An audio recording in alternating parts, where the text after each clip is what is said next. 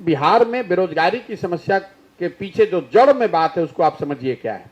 जब तक आपके पास पैसे नहीं होंगे, पूंजी नहीं होगी समाज के पास, तब तक आप कोई स्वरोजगार या उद्योग धंधा करेंगे कैसे। समाज में पूंजी आता कहां से है? समाज में पूंजी आता है जो पैसा आप कमाते हैं और जो पैसा बचाकर आप और हम बैंक में रखते हैं, उसी से पूंजी बनती है। घर में रखिए, बैंक में रखिए, और उस पैसे को बैंक वाले ऋण के तौर पर लोगों को देते हैं ताकि आप घर बना सकें, उद्योग धंधा चला सकें, यूट्यूब चलाइए, भैंस रख लीजिए, जो काम करना है कीजिए। इसको देखने मापने के लिए देश के स्तर पर एक आंकड़ा है जिसको कहते हैं क्रेडिट डिपॉजिट रेशियो। मतलब बैंकों में कितना पैसा जमा हुआ और बैंकों ने उसके एवज में कितना पैसा ऋण के तौर पर लोगों को स्वरोजगार के लिए, उद्योग धंधों के लिए दिया।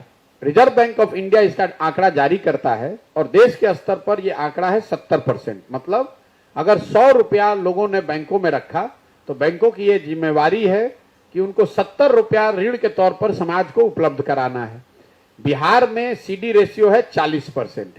1990 में जब लालू जी मुख्यमंत्री बने तो सीडी रेशियो था 38.8%।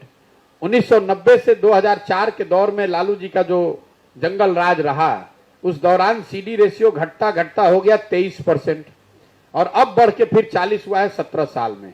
तो इन 32 साल में इसका असर क्या हुआ बिहार में, ये मैं आपको बता दे रहा हूं। जैसे पिछले साल वित्तीय वर्ष में बिहार की जनता ने, गरीब जनता ने बैंकों में पैसा रखा 4,21,000 करोड़।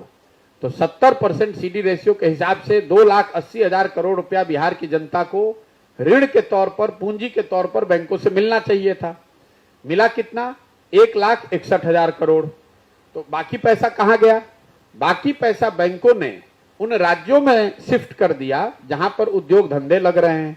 तो कर्नाटक में, गुजरात में, महाराष्ट्र में, तेलंगाना में, आंध्र प्रदेश में सीडी रेशियो अगर आप देखेंगे आरबीआई के आंकड़ों को, तो वहां पर ये 90, 95, 100% से ज्यादा है। इसका असर क्या हुआ? 1990 से लेकर पिछले वित्तीय वर्ष तक बिहार के लोगों के बचत का 26 लाख करोड़ रुपया बैंकों ने दूसरे राज्यों में ट्रांसफर कर दिया। 1990 से पिछले साल तक बिहार सरकार का बजट भी नहीं है 26 लाख करोड़। और ऐसा नहीं है कि ये बैंकों की मनमानी है, बैंकों को ये मजबूरी है, उनको ये देना ही है।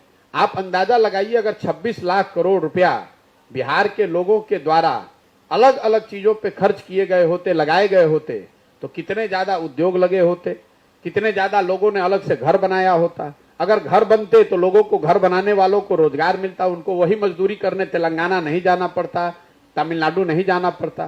कितने लोगों ने अधिक गाड़ियां खरीदी होती, कितने लोगों ने और दूसरे तरह के व्यापार किए होते। तो जब तक पूंजी की उपलब्धता, सहज और सुलभ उपलब्धता समाज के बड़े भाग के लिए आप नहीं कराएंगे, युवकों के लिए नहीं कराएंगे, तब तक बिहार से बेरोजगारी दूर नहीं होगी।